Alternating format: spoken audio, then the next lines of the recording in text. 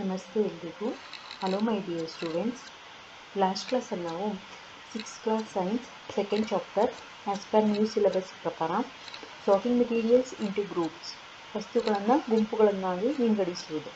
ಇದರಲ್ಲಿ 2.1ನಲ್ಲಿ ಡೈರೆಕ್ಟ್ ಮತ್ತು indirect question ಆನ್ಸರ್ಸನ್ನು discuss ಮಾಡಿದ್ವಿ. ಇದು 2.2ನು ಪಾರ್ಟ್ 1 ಡಿಸ್ಕಸ್ ಮಾಡಿದ್ವಿ. ಇವಾಗ ಅದೇ ಸೇಮ್ 2.2ನಲ್ಲೇ ಅದ್ರ 2.2ದು ಕಂಟಿನ್ಯೂಷನ್ ಪಾರ್ಟ್ 2 ಮಾಡಿದ್ದೀನಿ. ಪ್ರಾಪರ್ಟೀಸ್ ಆಫ್ ಮೆಟೀರಿಯಲ್ಸ್ ಅಂದರೆ ವಸ್ತುಗಳ ಗುಣಲಕ್ಷಣಗಳು. ಇದರಲ್ಲಿ ABC ಡಿಸ್ಕಸ್ ಮಾಡಿದ್ವಿ. ಹಾಗಂದರೆ ಎ ಏನಿತ್ತಪ್ಪ ಅಂದರೆ ಅಪಿಯರೆನ್ಸ್, ಗೋಚರತೆ.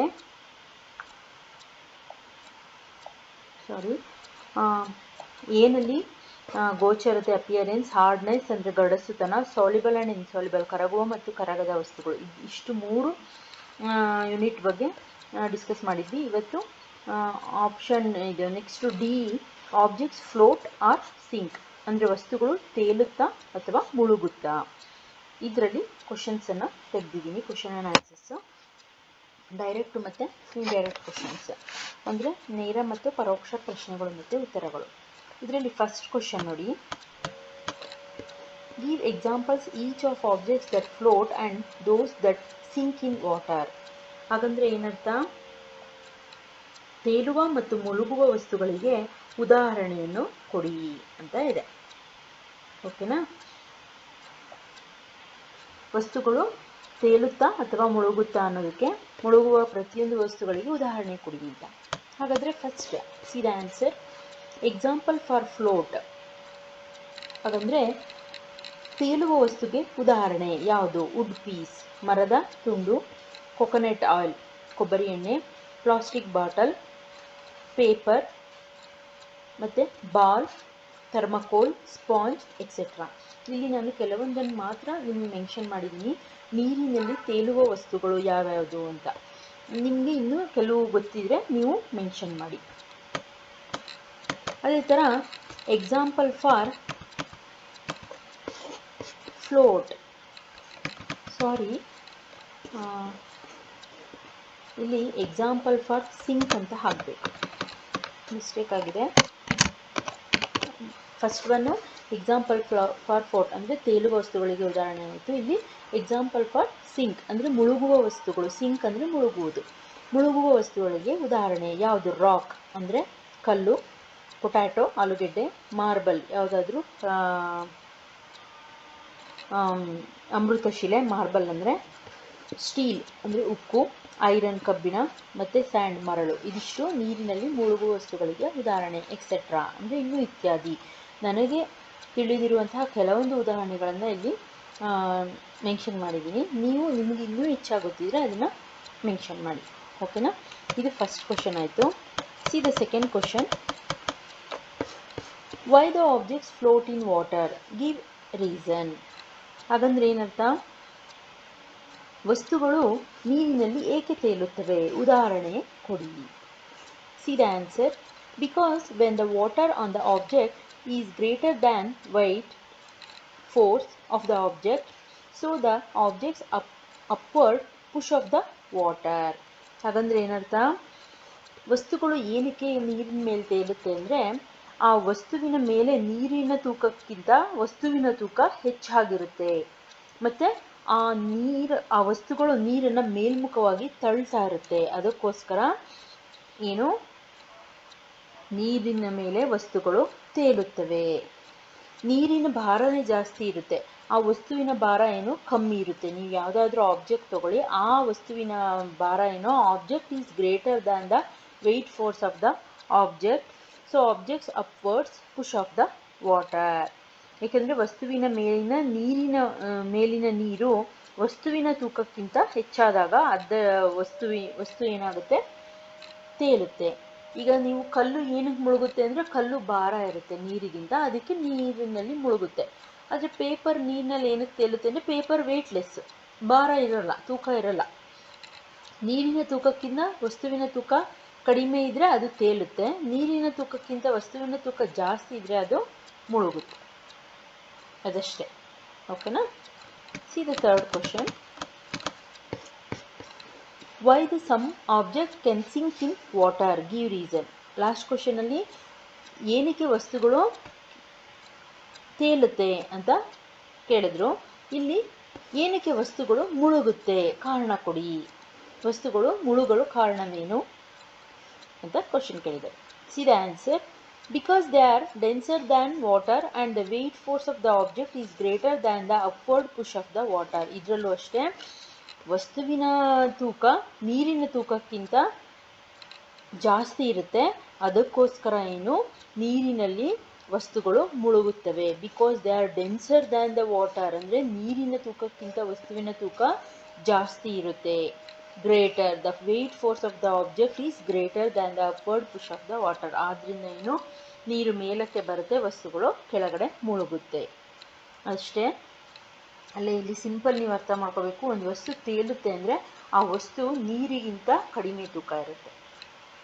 ಅದೇ ಆ ವಸ್ತು ಮುಳುಗ್ತಾ ಇದೆ ಅಂದರೆ ನೀರಿನ ತೂಕಕ್ಕಿಂತ ಆ ವಸ್ತು ಜಾಸ್ತಿ ಇದೆ. ಅದರ ತೂಕ, ವಸ್ತುವಿನ ತೂಕ ಜಾಸ್ತಿ ಇದೆ ಅಂತ. ಇದು ಅರ್ಥ ಆದರೆ ಗಿವ್ ರೀಸನ್, ಕಾರಣ ಕೊಡಿ ಪ್ರಶ್ನೆಗೆ ಈಸಿಯಾಗಿ ಆನ್ಸರ್ ಮಾಡ್ಬೋದು.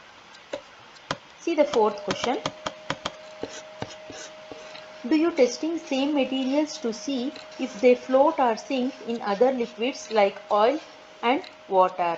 ನಾವು ನೀರಿನಲ್ಲಿ ವಸ್ತುಗಳು ತೇಲುತ್ತೆ ಮುಳುಗುತ್ತೆ ಅನ್ನೋದನ್ನು ತಿಳ್ಕೊಂಡ್ವಿ. ಅದೇ ಥರ ಬೇರೆ ನೀರಿನ ಥರ ಯಾವುದಾದ್ರು ದ್ರವ ವಸ್ತುಗಳಲ್ಲಿ ವಸ್ತುಗಳು ತೇಲುತ್ತಾ ಮುಳುಗುತ್ತಾ ಅಂತ ನೀವು ನೋಡಿದ್ದೀರಾ. ಯಾವುದು ಅದು ನೀರಾಗ್ಬೋದು ಅಥವಾ ಆಯಿಲ್ ಆಗ್ಬೋದು. ಎಣ್ಣೆಯಲ್ಲಿ ವಸ್ತುಗಳು ತೇಲುತ್ತಾ ಮುಳುಗುತ್ತಾ ಅಂತ ಟೆಸ್ಟ್ ಮಾಡಿದ್ದೀರಾ ಅಂತ ಕ್ವಶನ್ ಕೇಳಿದ್ದಾರೆ. C the answer. ಮೆಟೀರಿಯಲ್ಸ್ ಅಂದರೆ ವಸ್ತುಗಳು, ವಾಟರ್ ಇದು ಯಾವ್ಯಾವ ವಸ್ತುಗಳು ಇದು ನೀರಿನಲ್ಲಿ ಮುಳುಗುತ್ತಾ ತೇಲುತ್ತಾ ಅಂತ, ಇದು ಎಣ್ಣೆಯಲ್ಲಿ ತೇಲುತ್ತಾ ಮುಳುಗುತ್ತಾ ಅಂತ. See the first one. Wood ಅಂದರೆ ಮರದ ತುಂಡು, ಮರ. ಫ್ಲೋಟ್ ಇನ್ ವಾಟರ್ ಅಂದರೆ ನೀರಿನ ಮೇಲೆ ಏನಾಗುತ್ತೆ, ಫ್ಲೋಟ್ ಆನ್, ಇಲ್ಲಿ ನೀರಿನ ಮೇಲೆ ಮರದ ತುಂಡು ತೇಲುತ್ತೆ. ಓಕೆನಾ. ಅದೇ ಥರ ಎಣ್ಣೆಯಲ್ಲಿ ಏನಾಗುತ್ತೆ, ಸಿಂಕ್ ಇನ್ ವಾಟರ್ ಅಂದರೆ ಎಣ್ಣೆಯ ಒಳಗಡೆ ಮರದ ತುಂಡು ಮುಳುಗುತ್ತೆ. ಅದೇ ಥರ ಐರನ್ ಏನು, ಕಬ್ಬಿಣ ನೀರಿನಲ್ಲಿ ಸಿಂಕ್ ಇನ್ ವಾಟರ್ ಅಂದರೆ ನೀರಿನ ಒಳಗಡೆ ಕಬ್ಬಿಣ ಮುಳುಗುತ್ತೆ. ಅದೇ ಥರ ಎಣ್ಣೆಯಲ್ಲೂ ಸಹ ಕಬ್ಬಿಣ ಮುಳುಗುತ್ತೆ. ನೀವು ಇದನ್ನು ಟೆಸ್ಟ್ ಮಾಡಿ ನೋಡಿ ಒಂದ್ಸಲ. ಥರ್ಡ್ ಒನ್ ಸ್ಟೋನ್, ಕಲ್ಲು. ಸಿಂಕ್ ಇನ್ ವಾಟರ್, ಸಿಂಕ್ ಅಂದರೆ ಕಲ್ಲು ನೀರಿನಲ್ಲಿ ಮುಳುಗುತ್ತೆ. ಆಯಿಲ್ ಎಣ್ಣೆಯಲ್ಲಿ, ಅದು ಸಹ ಎಣ್ಣೆಯಲ್ಲೂ ಸಹ ಕಲ್ಲು ಮುಳುಗುತ್ತೆ. ಇಲ್ಲಿ ನಾನು ಕೆಲವೊಂದು ಉದಾಹರಣೆಯನ್ನು ಮಾತ್ರ ಕೊಟ್ಟಿದ್ದೀನಿ. ನೀವು ಮನೆಯಲ್ಲಿ ಪರೀಕ್ಷಿಸಿ ಟೆಸ್ಟ್ ಮಾಡಿ ನೀವು ನೋಡ್ಬೋದು. ಒಂದು ಡಬ್ಬದಲ್ಲಿ ನೀರನ್ನು ಹಾಕಿಟ್ಕೊಂಡು ಘನವಸ್ತುಗಳನ್ನು ಪರೀಕ್ಷೆ ಮಾಡಿ. ದ್ರವ ವಸ್ತುಗಳಾದರೆ ನಿಮಗೆ ಕಷ್ಟ ಆಗುತ್ತೆ. ಘನವಸ್ತುಗಳನ್ನು ಪರೀಕ್ಷಿಸಿ, ಸಾಲಿಡ್ ಐಟಮ್ಸ್ನ. ಪ್ಲಾಸ್ಟಿಕ್ ಫ್ಲೋಟ್ ಆನ್ ಆಗಬೇಕಿದೆ, ಫ್ಲೋಟ್ ಆನ್ ವಾಟರ್. ಪ್ಲಾಸ್ಟಿಕ್ ಏನು ನೀರಿನ ಮೇಲೆ ತೇಲುತ್ತೆ, ಆದರೆ ಪ್ಲಾಸ್ಟಿಕ್ಕು ಎಣ್ಣೆಯಲ್ಲಿ ಸಿಂಕ್ ಇನ್ ವಾಟರ್ ಮುಳುಗುತ್ತೆ. ಅದೇ ಥರ coconut oil, float on water. ಎಣ್ಣೆ ಅಷ್ಟೇ, ನೀವು ನೀರಿನ ಮೇಲೆ ಎಣ್ಣೆ ಹಾಕಿ ತೇಲುತ್ತೆ, ಅದು ನೀರಿನ ಮೇಲೆ ತೇಲುತ್ತೆ. ಸಿಂಕ್ ಇನ್ ವಾಟರ್ ಆದರೆ ಎಣ್ಣೆಯೊಳಗೆ ಇನ್ನೊಂದು ಎಣ್ಣೆ ಮುಳುಗುತ್ತೆ. ಅದೇ ಥರ ಸಿಕ್ಸ್ತ್ ಒನ್ ಹನಿ, ಜೇನುತುಪ್ಪ. ಇದು ಅಷ್ಟೇ, ಪರೀಕ್ಷಿಸಿ ನೋಡಿ. ಸಿಂಕ್ ಇನ್ ವಾಟರ್, ಹನಿ ಜೇನುತುಪ್ಪ ನೀರಿನಲ್ಲಿ ಮುಳುಗುತ್ತೆ, ಅದೇ ಥರ ಎಣ್ಣೆಯಲ್ಲೂ ಸಹ ಮುಳುಗುತ್ತೆ. Sink in water. Seventh one vegetables ಅಂದರೆ ತರಕಾರಿಗಳು. ಸಿಂಕ್ ಇನ್ ವಾಟರ್, ಸಾಮಾನ್ಯವಾಗಿ ಎಲ್ಲ ಭಾರ ಇರುವಂಥ ತರಕಾರಿಗಳೆಲ್ಲ ನೀರಿನ ಒಳಗಡೆ ಮುಳುಗ್ಬಿಡುತ್ತೆ. ಸಮ್ ಆಫ್ ಫ್ಲೋಟ್ ಅಂದರೆ ತುಂಬ ಅಗೂರವಾಗಿರುವಂತಹ ಭಾರ ಇಲ್ಲದ ತರಕಾರಿಗಳು ಕೆಲವೊಂದು ತೇಲುತ್ತೆ. ಉದಾಹರಣೆಗೆ ಬೆಂಡೆಕಾಯಿ ಇರ್ಬೋದು, ಬದನೆಕಾಯಿ ಇರ್ಬೋದು, ಇದೆಲ್ಲ ತೇಲುತ್ತೆ. ಆದರೆ ಆಲೂಗೆಡ್ಡೆ, ಕ್ಯಾರೆಟು ಇದೆಲ್ಲ ಏನು ಮುಳುಗುತ್ತೆ. ಅದಕ್ಕೆ ನಾನಿಲ್ಲಿ ವೆಜಿಟೇಬಲ್ಸ್ ಅಂತ ಹಾಕಿ sink in water, some of float ಅಂದರೆ ಕೆಲವೊಂದು ತೇಲುತ್ತೆ, ಇನ್ನು ಕೆಲವೊಂದು ಮುಳುಗುತ್ತೆ. ಆದರೆ ಎಣ್ಣೆಯಲ್ಲಿ ಎಲ್ಲವೂ ಸಹ ಮುಳುಗುತ್ತೆ. ಓಕೆನಾ. ವೆಜಿಟೇಬಲ್ಸು ಇದಿಷ್ಟು ಕೆಲವೊಂದು ಉದಾಹರಣೆ ನೀಡಿರೋದು, ಅಂದರೆ ನೀರಿನಲ್ಲಿ ಮತ್ತು ಎಣ್ಣೆಯಲ್ಲಿ ತೇಲುವಂತಹ ಮತ್ತು ಮುಳುಗುವಂತಹ ವಸ್ತುಗಳಿಗೆ ಉದಾಹರಣೆ. See the next last one. Transparency ಅಂದರೆ ಏನಂತ ಕರಿತೀವಿ ನಾವು ಸಾಮಾನ್ಯವಾಗಿ, ಕನ್ನಡದಲ್ಲಿ ಪಾರದರ್ಶಕತೆ ಅಂತ ಕರಿತೀವಿ. ಟ್ರಾನ್ಸ್ಪರೆನ್ಸಿ ಅಂದರೆ. ಓಕೆನಾ? See the first question. What is transparency? ಪಾರದರ್ಶಕತೆ ಎಂದರೇನು? See the answer. Those substances or materials through which things can be seen are called transparent. ಹಾಗಂದ್ರೆ ಏನರ್ಥ? ವಸ್ತುಗಳನ್ನು ನೋಡಬಹುದಾದಂತಹ, ನಾವು ನೇರವಾಗಿ ವಸ್ತುಗಳನ್ನು ನಮ್ಮ ಕಣ್ಣಿನಿಂದ ನೋಡಲು ಸಾಧ್ಯವಾಗುವಂತಹವುಗಳನ್ನು ನಾವೇನಂತ ಕರಿತೀವಿ? ಪಾರದರ್ಶಕತೆ ಅಂತ ಕರಿತೀವಿ. ಆ ವಸ್ತುಗಳ ಮುಖಾಂತರ ಇನ್ನೊಂದು ವಸ್ತುವನ್ನು ನಾವು ನೋಡಬಹುದು, ಅಂಥವುಗಳನ್ನು ಪಾರದರ್ಶಕತೆ ಅಂತ ಕರಿತೀವಿ. ಅಂದರೆ ಯಾವುದದು? See the next question. Give example for transparency. ಪಾರದರ್ಶಕತೆಗೆ ಉದಾಹರಣೆ ಕೊಡಿ. See the answer. Glass, water, air and some plastics are examples of transparent materials. ಹಾಗಂದ್ರೆ ಏನರ್ಥ? ಪಾರದರ್ಶಕ ವಸ್ತುಗಳಿಗೆ ಉದಾಹರಣೆ ಯಾವುದಪ್ಪ ಅಂದರೆ ಗಾಜು. ನೀವು ಗಾಜಿನ ಕಿಟಕಿ ಇರ್ಬೋದು ಅಥವಾ ಗಾಜಿನ ಟೇಬಲ್ ಇರ್ಬೋದು. ಅದರಿಂದ ಈ ಕಡೆ ಕಿಟಕಿಯಿಂದ ಆ ಕಡೆ ಏನಿದೆ ಅಂತ ನಾವು ನೋಡ್ಬೋದು ಗಾಜಿಂದ. ಅದು ಪಾರದರ್ಶಕ ವಸ್ತು. ಅದೇ ಥರ ನೀರಿನ ನೀವು ಒಂದು ಲೋಟದಲ್ಲಿ ತಗೊಂಡ್ರು, ಆ ನೀರು ಒಳಗಡೆ ನೀವು ಲೋಟದೊಳಗಡೆ ಏನಾರು ಹಾಕಿದ್ರೆ ನೀರಿನ ಮುಖಾಂತರ ಕೆಳಗೆ ಏನಿದೆ ಅಂತ ನೋಡ್ಬೋದು. ಸೊ ವಾಟರು, ನೀರು ಸಹ ಪಾರದರ್ಶಕ ವಸ್ತು. ಅದೇ ಥರ ಗಾಳಿಯೂ ಸಹ ಕೆಲವೊಂದು ಗಾಳಿಗಳು, ಈ ಧೂಳಿರುವಂತಹ ಕಪ್ಪು ಗಾಳಿ, ಇಂಗಾಲದ ಗಾಳಿ ಎಲ್ಲ ಆಗಲ್ಲ. ಗಾಳಿ ನಮಗೆ ಶುದ್ಧವಾಗಿದ್ದರೆ ಶುದ್ಧ ಗಾಳಿಯಿಂದ ಅದು ಟ್ರಾನ್ಸ್ಪರೆಂಟ್ ವಸ್ತುವೆ. ಅದೇ ಥರ ಸಮ್ ಪ್ಲಾಸ್ಟಿಕ್ಸ್, ಕೆಲವೊಂದು ಪ್ಲಾಸ್ಟಿಕ್ ಕವರಿಂದನೂ ಸಹ ನಾವು ಒಂದು ಕಡೆಯಿಂದ ಮತ್ತೊಂದು ಕಡೆಗೆ ವಸ್ತುಗಳನ್ನು ನಾವು ಗಮನಿಸ್ಬೋದು. ಅದಕ್ಕೋಸ್ಕರ ಇದೆಲ್ಲವೂ ಏನು? ಪಾರದರ್ಶಕ ವಸ್ತುಗಳಿಗೆ ಉದಾಹರಣೆ. See the next question. Why shopkeeper usually prefer to keep biscuits, sweets and eatable items in glass? ಹಾಗಂದ್ರೆ ಏನರ್ಥ?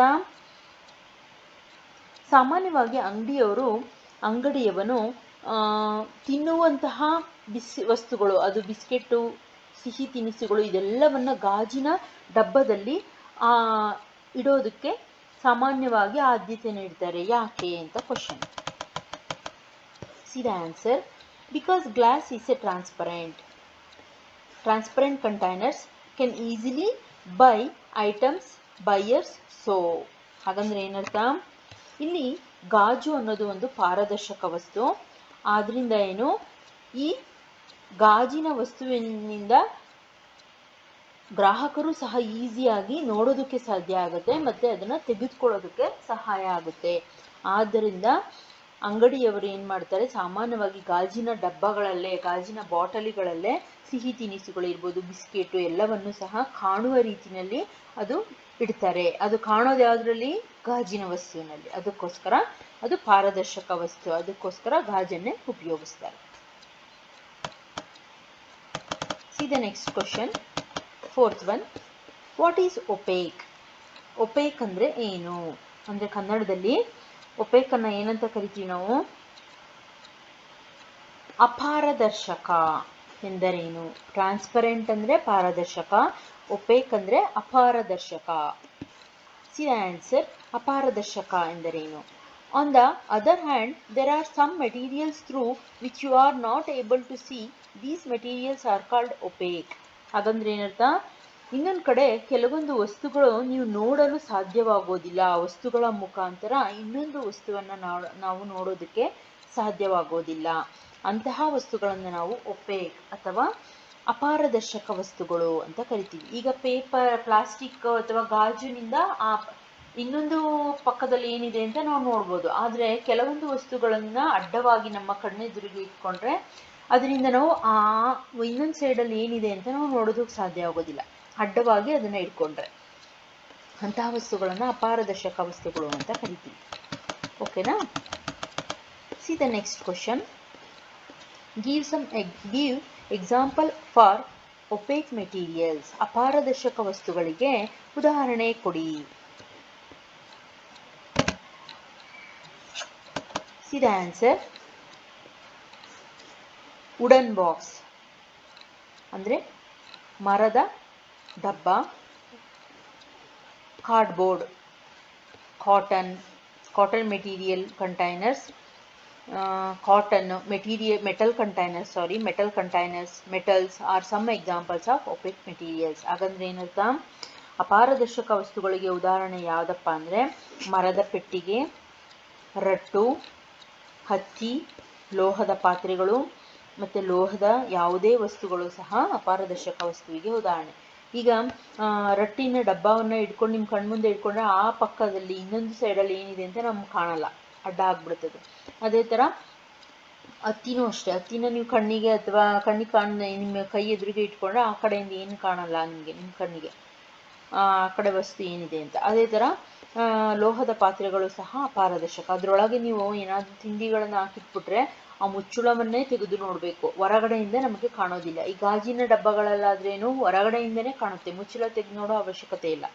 ಆದರೆ ಅಪಾರದರ್ಶಕ ವಸ್ತುಗಳು ಹಾಗಲ್ಲ, ನಾವು ಆ ಮುಚ್ಚುಳವನ್ನು ತೆಗೆದು ಒಳಭಾಗಕ್ಕೆ ಕಣ್ಣನ್ನು ಹಾಯಿಸಿ ನೋಡಬೇಕು. ಅದಕ್ಕೋಸ್ಕರ ಇದು ಅಪಾರದರ್ಶಕ ವಸ್ತುಗಳಿಗೆ ಉದಾಹರಣೆ. See the next question. What is translucent? Sixth question. Translucent ಅಂದ್ರೇನು? ಅರೆಪಾರದರ್ಶಕ. ಕನ್ನಡದಲ್ಲಿ ಟ್ರಾನ್ಸ್ಲೂಸೆಂಟ್ನ ಅರೆಪಾರದರ್ಶಕ ಅಂತ ಕರಿತೀವಿ. ಹಾಗಾದರೆ ವಾಟ್ ಈಸ್ ಟ್ರಾನ್ಸ್ಲೂಸೆಂಟ್ ಅಂದರೆ ಅರೆಪಾರದರ್ಶಕ ಎಂದರೇನು? See the answer. The materials through which object can be seen but not clearly are known as translucent. ಹಾಗಂದರೆ ವಸ್ತುಗಳನ್ನು ನೋಡಬಹುದು ಆದರೆ ಸ್ಪಷ್ಟವಾಗಿ ನೋಡಲು ಸಾಧ್ಯವಾಗುವುದಿಲ್ಲ, ಅಂತಹ ವಸ್ತುಗಳನ್ನು ಟ್ರಾನ್ಸ್ಲೂಸೆಂಟ್ ಅಂತ ಕರಿತೀವಿ. ಅಂದರೆ ಒಂದು ವಸ್ತುವನ್ನು ನಾವು ಕಣ್ಣ ಎದುರಿಗೆ ಇಟ್ಕೊಂಡ್ರೆ ನೋಡ್ಬೋದು, ಆದರೆ ಮಬ್ಬಾಗಿ ನಮ್ಮ ಕಣ್ಣಿಗೆ ಕಾಣುತ್ತೆ, ಕ್ಲಾರಿಟಿಯಾಗಿ ಕ್ಲಿಯರ್ ಆಗಿ ಪೂರ್ತಿಯಾಗಿ ನಮಗೆ ಆ ಕಡೆ ಏನಿದೆ ಅಂತ ಗೊತ್ತಾಗಲ್ಲ. ಅಂತಹ ವಸ್ತುಗಳು ನಾವೇನಂತ ಕರಿತೀವಿ? ಅರೆಪಾರದರ್ಶಕ ಅಂತ ಕರಿತೀವಿ. ಓಕೆನಾ?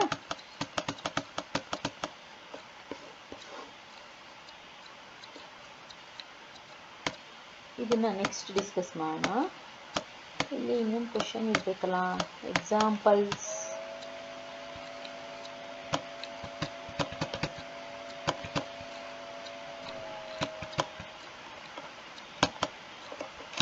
ಎಕ್ಸಾಂಪಲ್ ಇಲ್ಲೇ ಹೇಳ್ತೀನಿ ನಾನು,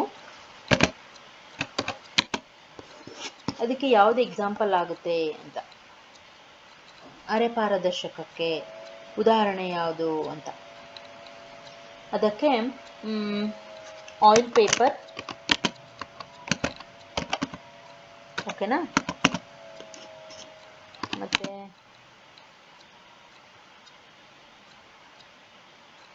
sometime ice cube also, depends upon the situation. Okay, these two are example.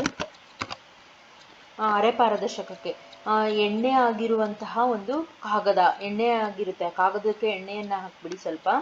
ಆ ಎಣ್ಣೆ ಇರುವಂತಹ ಕಾಗದದಿಂದ ನೀವು ನೋಡ್ಬೋದು, ಆ ಕಡೆಯಿಂದ ಸ್ವಲ್ಪ ಮಬ್ಬಾಗಿ ಕಾಣುತ್ತೆ ಆದರೆ ಪೂರ್ತಿಯಾಗಿ ಕಾಣಲ್ಲ. ಆ ಎಣ್ಣೆ ಇರುವಂತಹ ಎಣ್ಣೆಯ ಕಾಗದ ಉದಾಹರಣೆ ಆಗುತ್ತೆ. ಮತ್ತು ಐಸ್ ಕ್ಯೂಬ್, ಕೆಲವೊಮ್ಮೆ ಐಸ್ ಕ್ಯೂಬು ಫ್ರಿಜ್ ಒಳಗಿಂದ ಡೈರೆಕ್ಟಾಗಿ ಫ್ರಿಜ್ಜಲ್ಲಿರೋ ಐಸ್ ಕ್ಯೂಬನ್ನು ತೆಗೆದ್ರೆ ಅದು ಒಪೇಕ್ ಆಗಿಬಿಡುತ್ತೆ, ಫುಲ್ ಅಪಾರದರ್ಶಕ ಆಗುತ್ತೆ. ಅದನ್ನೇ ಸ್ವಲ್ಪ ಹೊತ್ತು ನೀವು ಕೈ ಮೇಲೆ ಇಟ್ಕೊಂಡ್ರೆ ಅದು ಸ್ವಲ್ಪ ಗ್ಲಾಸಿ ಥರ ಆಗುತ್ತೆ ಐಸ್ ಕ್ಯೂಬು. ಆವಾಗ ನೀವು ಸ್ವಲ್ಪ ನೋಡ್ಬೋದು, ಅದ್ರ ಪೂರ್ತಿಯಾಗಿ ಕಾಣಲ್ಲ. ಸ್ವಲ್ಪ ಗ್ಲಾಸಿ ಥರ ಐಸ್ ಆದರೆ, ಗಾಜಿನ ಥರ ಆದಾಗ ಐಸ್ ಕ್ಯೂಬು ಮಂಜುಗೆಡ್ಡೆ, ಅದರಿಂದ ನಾವು ಮಬ್ಬಾಗಿ ಇನ್ನೊಂದು ಕಡೆ ಇರುವಂತಹ ವಸ್ತುಗಳನ್ನು ನೋಡ್ಬೋದು. ಇದೆರಡು ಯಾವುದಕ್ಕೆ ಉದಾಹರಣೆ ಆಗುತ್ತೆ? ಆಯಿಲ್ ಪೇಪರು ಮತ್ತು ಐಸ್ ಕ್ಯೂಬು ಅರೆಪಾರದರ್ಶಕ ವಸ್ತುಗಳಿಗೆ ಉದಾಹರಣೆ ಆಗುತ್ತೆ. ಓಕೆನಾ? ಇಲ್ಲಿ ನೋಡಿ, make some list of transparent, opaque and translucent materials. ಹಾಗಂದ್ರೆ ಏನರ್ಥ? ಅಪಾರದರ್ಶಕ ಮತ್ತು ಅರೆಪಾರದರ್ಶಕ ವಸ್ತುಗಳನ್ನು ಪಟ್ಟಿ ಮಾಡಿ ಅಂತ ಕೇಳಿದ್ದಾರೆ. ಓಕೆನಾ? ಇಲ್ಲಿ ನೋಡೋಣ. ಇಲ್ಲಿ ಸೀದಾ ಆನ್ಸರ್, ಮೆಟೀರಿಯಲ್, ವಸ್ತುಗಳು ಯಾವ್ಯಾವುದು, ಅದರಲ್ಲಿ ಆ ವಸ್ತುಗಳು ಪಾರದರ್ಶಕನ, ಅಪಾರದರ್ಶಕನ ಅಥವಾ ಅರೆಪಾರದರ್ಶಕನ ಅಂತ ನೋಡೋಣ. ಓಕೆನಾ? ಐಸ್ ಕ್ಯೂಬ್, ಇಲ್ಲಿ ಐಸ್ ಕ್ಯೂಬ್ನ ನಾನು ಟ್ರಾನ್ಸ್ಲೂಸೆಂಟ್, ಅಪಾರದರ್ಶಕ ಅಂತ ಮೆನ್ಷನ್ ಮಾಡಿದ್ದೀನಿ. ಬಟ್ ಸಮ್ ಟೈಪ್ ಟ್ರಾನ್ಸ್ಲೂಸೆಂಟ್ ಅಂದರೆ ಅರೆಪಾರದರ್ಶಕ ಅಂತ ಮೆನ್ಷನ್ ಮಾಡಿದ್ದೀನಿ ನಾನು. ಅದೇ ನಾನು ಹೇಳ್ದಂಗೆ ಕೆಲವೊಂದು ಸಲ ಅದು ಒಪೇಕು ಸಹ ಆಗುತ್ತೆ. ಓಕೆನಾ? ವಸ್ತುಗಳು ಕೆಲವೊಂದು ಅದು ಯಾವ ರೀತಿ ಅಂತ ನಾನು ಇಲ್ಲಿ ಮೆನ್ಷನ್ ಮಾಡಿದ್ದೀನಿ. ಓಕೆನಾ?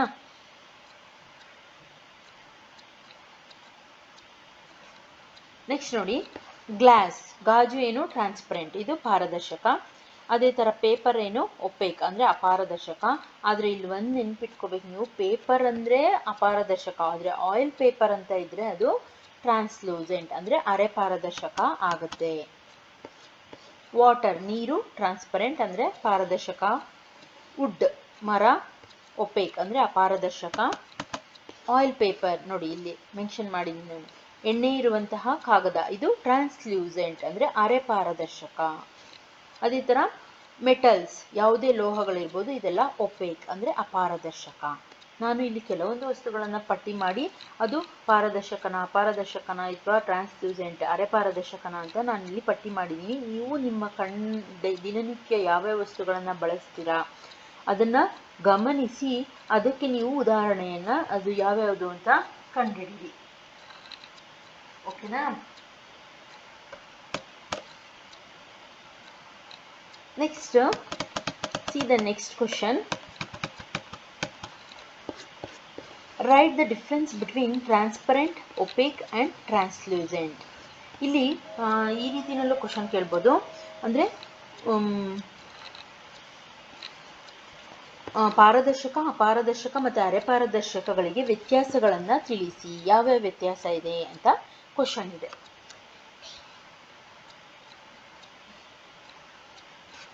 ಓಕೆನಾ?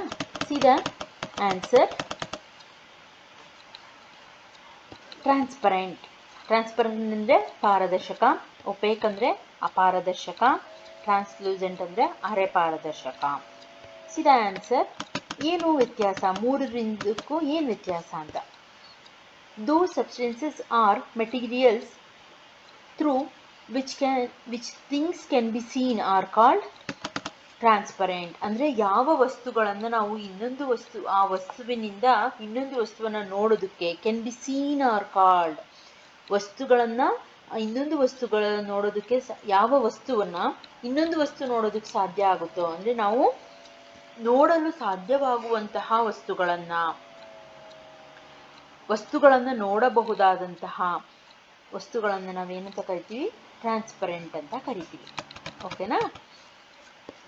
ಅದೇ ಥರ see the opaque ಅಂದರೆ ಅಪಾರದರ್ಶಕ. there are some materials through which you are not able to see. ಅಂದರೆ ಇಲ್ಲಿ ನಾವು ನೋಡಲು ಸಾಧ್ಯವಾಗುವಂಥದ್ದು transparent, not able to see ನೋಡಲು ಸಾಧ್ಯವಾಗದೇ ಇರುವಂಥದ್ದು, ಒಂದು ವಸ್ತುವಿನಿಂದ ಇನ್ನೊಂದು ವಸ್ತುವನ್ನು ನೋಡೋದಕ್ಕೆ ಸಾಧ್ಯವಾಗೋದಿಲ್ಲವಾ ಅಂತಹ ವಸ್ತುಗಳನ್ನು ನಾವೇನಂತ ಕರಿತೀವಿ, ಒಪೇಕ್ ಅಂತ ಕರಿತೀವಿ. ಓಕೆನಾ? ಅದೇ ಥರ ಟ್ರಾನ್ಸ್ಲೂಸೆಂಟ್ ಅಂದರೆ ಏನು? The materials through which objects can be seen but not clearly. ನೀವು ಈ ಮೂರನ್ನು, ಇದೇ ಮೂರು ಡಿಫ್ರೆನ್ಸು.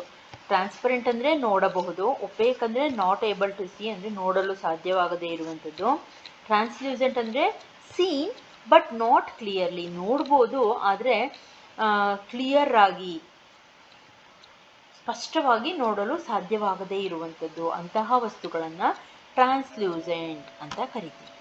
ಓಕೆನಾ? ಇದು ಮೂರು ಡಿಫ್ರೆನ್ಸು. ಕೆಲವೊಮ್ಮೆ ಈ ಎರಡೇ ಡಿಫ್ರೆನ್ಸ್ ಕೇಳ್ಬೋದು ನಿಮಗೆ. Write the difference between transparent and opaque, or write the difference between transparent and translucent, or write the difference between opaque and translucent. ಈ ರೀತಿಯೆಲ್ಲ ಡಿಫ್ರೆನ್ಸ್ ಕೇಳ್ಬೋದು. ನಾನು ಒಟ್ಟಿಗೆ ಮೂರದ್ದು ಡಿಫ್ರೆನ್ಸ್ ಮೆನ್ಷನ್ ಮಾಡಿದ್ದೀನಿ. ನೀವು ಇನ್ನೊಂದು ಡಿಫ್ರೆನ್ಸ್ ಸಹ ಸೆಕೆಂಡ್ ಡಿಫ್ರೆನ್ಸ್ ಮೆನ್ಷನ್ ಮಾಡ್ಬೋದು.